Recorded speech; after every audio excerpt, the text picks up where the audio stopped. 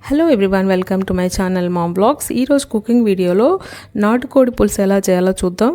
దీనికోసం నేను 1 kg 250 grams chicken తీసుకున్నాను. ముందుగా కడాయిలో మనం ఆయిల్ వేసి ఆయిల్లో మసాలా దినుసులు వేయాలి. అంటే సోంపు, జీలకర్ర, లవంగాలు ఇవి వేయాలి. తర్వాత నేను ఒక ఆనియన్ని సన్నగా తరిగి వేశాను.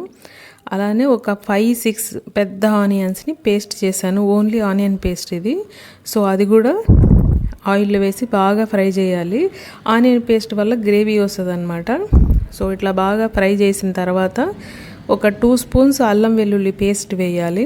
సో అల్లం వెల్లుల్లి పేస్ట్ కూడా బాగా వేగిన తర్వాత మనం అప్పుడు చికెన్ పీసెస్ వేసుకోవాలి. చాలామంది నాటుకోడి అంటే చాలా హార్డ్గా ఉంటుంది, అది ఉడకదు అని అంటారు కదా. సో ఎప్పుడు నాటుకోడి కోడి తీసుకునేటప్పుడు 1.5 kg ఉన్నట్టు తీసుకోండి. అది వేస్ట్ అంతా పోయినా కూడా మనకి 1 kg 250 grams వస్తుంది. అది కొంచెం లేతగా ఉంటుంది. సో ఇప్పుడు నేను అలానే తీసుకున్నాను అనమాట. సో 1 kg 250 grams అట్లా ఉంది చికెన్ వెయిట్. సో ఇప్పుడు ఆనియన్, జింజర్ గార్లిక్ పేస్ట్ బాగా ఫ్రై అయిపోయినాయి. ఇప్పుడు మనం ఈ నాటుకోడి ముక్కలు వేసుకుంటున్నాము.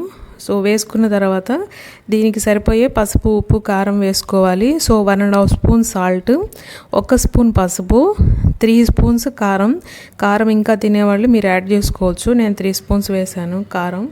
సో ఇది వేసి కొద్దిగా కొత్తిమీర వేసి ఈ ఆయిల్లో బాగా మిక్స్ అయ్యేటట్టు ఒకసారి కలపాలి.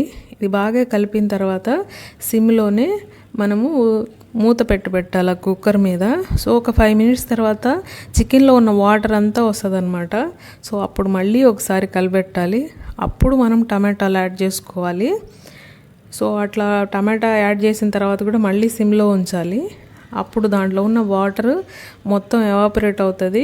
ఈ చికెన్ పీసెస్కి అంతా మసాలా బాగా పడుతుంది అనమాట. సో అట్లా పట్టిన తర్వాత అప్పుడు మనం వాటర్ వేసుకోవాలి. ఇప్పుడు చూసారా, ఇప్పుడు టమాటాలు వేసేటప్పుడు ఆల్రెడీ కొంచెం వాటర్ వచ్చింది చికెన్లో. ఇది కూడా ఒక 5 minutes ఉంచాక మనం తర్వాత వాటర్ వేస్తాం. సో మసాలా అనేది ఖచ్చితంగా చికెన్తో పాటు కాస్త ఫ్రై అవ్వాలి. సో డైరెక్ట్గా చికెన్ వేసి వాటర్ ఎప్పుడు వేయొద్దు. మసాలాలో వేగితేనే చికెన్కి టేస్ట్, ఏదైనా చికెన్ అయినా మటన్ అయినా. సో ఇప్పుడు మనం బాగా ఫ్రై అయిపోయింది. బాగా ఉప్పు, పసుపు, కారం అన్నీ పట్టేయి. ఒక 50% ఉడికిపోయింది కదా. ఇప్పుడు మనం 1.5 స్పూన్ గరం మసాలా వేసుకుంటాం. ఈ గరం మసాలా వేసిన తర్వాత ఇప్పుడు దీనికి సరిపోయే వాటర్ వేసుకోవాలి. వాటర్ వేసుకున్న తర్వాత కొంచెం కొత్తిమీర వేసి కుక్కర్ మూత పెట్టేసి 5 or 6 విజిల్స్ రావాలి.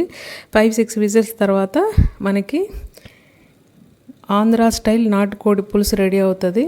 సో నాటుకోడి పులుసు చేసుకోవడం చాలా ఈజీ. ఇది నాటుకోడి పులుసు రెడీ. సో మీరందరూ ట్రై చేయండి. Thank you everyone. Please subscribe to my channel.